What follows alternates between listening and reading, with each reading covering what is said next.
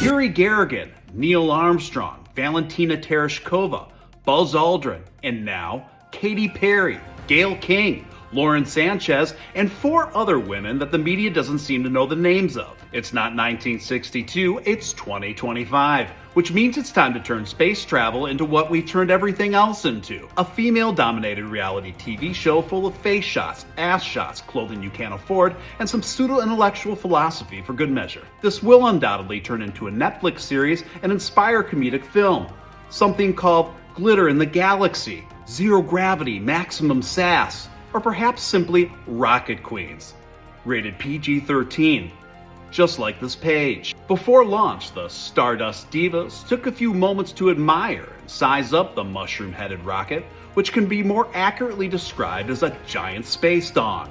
Considering it's a product of Jeff Bezos' Blue Origin, which has accomplished a fraction of SpaceX, it's clear that someone is sending a message. And that message is, I may not be the best, but I am the biggest. Very subtle. Standing by the launch site for commentary were space expedition experts Chris and Khloe Kardashian, who are no strangers to hopping aboard many jumbo rockets themselves. In a recent interview with Elle, Katy said that space is finally going to be glam.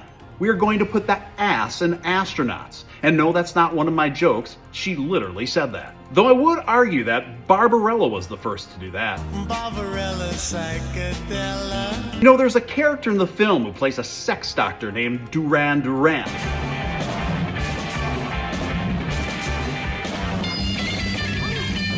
And yes, that's where they got their name.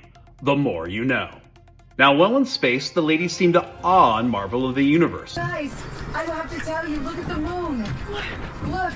Well, Katy seemed to awe and marvel of herself. Nevertheless, you've got to give these ladies kudos. After all, it's not easy to climb aboard this giant dong and get shot into the outer limits at over 2,000 miles per hour before getting ejected like a giant money shot, plummeting to its death, before being rescued at the very last minute by some parachutes. Upon landing, Katy Perry exited the giant mushroom head as if she was the protagonist at the end of the last episode of Lost in Space. You would think that her 11-minute journey to the stars was 11 years on Mars. And then Katy imparted us lowly Earth dwellers with this multiplanetary knowledge. This whole journey is not just about going to space. What you're doing is you're like really finding the love for yourself, strong, divine feminine right now. And yes, what would we do without the divine feminine?